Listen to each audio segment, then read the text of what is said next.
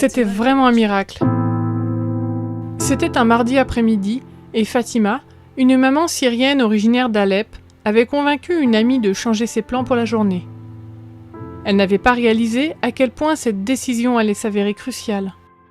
Le 4 août 2020, à 18h, une explosion gigantesque a frappé Beyrouth, la capitale du Liban, laissant un large rayon de destruction, faisant plus de 150 morts et des milliers de blessés. J'étais avec mon ami dans la rue d'Amra. Nous avions quelque chose à faire. Ensuite, nous avons décidé d'aller faire des courses. Mais heureusement, nous sommes allés dans une boutique qui avait un sous-sol. Quand le bruit a commencé, j'ai pensé que l'immeuble s'écroulait.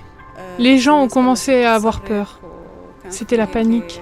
Tout le monde disait que c'était une explosion. Mon ami avait peur et s'enfuyait en courant. Mais pour moi, la situation était différente parce que j'ai senti comme si j'étais bloquée. Et quand ils ont parlé d'explosion, d'horribles images de guerre en Syrie m'ont traversé l'esprit. Je suis restée debout et ne savais pas comment marcher. Les bruits et les sensations provoquées par les explosions étaient malheureusement trop familiers à Fatima. Il y a quelques années, elle a dû quitter sa maison bombardée en Syrie et mettre sa famille à l'abri au Liban. Maintenant, elle travaille au centre d'apprentissage adventiste, une école pour les enfants de réfugiés, qui a eu un impact positif pour plus de 450 d'entre eux depuis 2013. C'est un centre d'apprentissage. J'enseigne la langue arabe et j'aide à la traduction. Mais je vois le centre comme étant plus qu'un centre d'apprentissage. C'est comme une grande maison pour les enfants. Habituellement, nous rendons visite aux parents d'élèves et la plupart des parents qui habitent dans le voisinage ont de très petites maisons. Ainsi, les enfants disposent d'un endroit plus grand pour jouer, faire leurs activités, s'amuser et sortir dehors.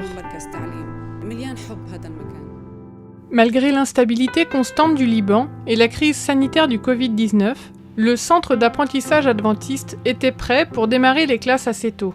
L'amie de Fatima était censée aider pour la rentrée des classes ce jour-là. Elle était censée venir avec une autre femme pour préparer le centre pour la nouvelle année scolaire. Mais je l'ai convaincue de venir avec moi. Quand elle était là et que l'explosion a eu lieu, elle était très effrayée et a souhaité ne plus venir avec moi. Mais quand nous sommes venus ici au centre et avons vu les dégâts, elle a loué Dieu d'avoir été avec moi. Cette classe dans laquelle nous nous trouvons en ce moment, cette classe a 3 tables pour des enfants âgés de 6 à 7 ans.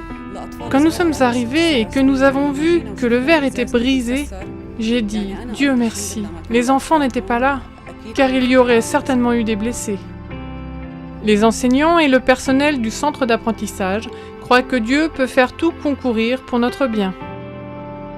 J'espère et prie Dieu de manifester sa puissance divine, non seulement pour stabiliser la situation dans notre centre, mais aussi au Liban. Le Liban est un beau pays et je l'aime beaucoup, car je le considère comme ma deuxième maison. Selon la volonté de Dieu, tout sera stabilisé et nos enfants auront de nouveau l'opportunité d'avoir une vie d'espoir pour un bel avenir. Notre lieu ici, comme je l'ai déjà dit, est plus qu'un centre d'apprentissage. C'est une source d'amour, d'optimisme et d'espoir. Pas seulement pour nous, les enseignants, mais aussi pour les enfants et leurs parents. Si Dieu le veut, tout sera reconstruit et la situation s'améliorera.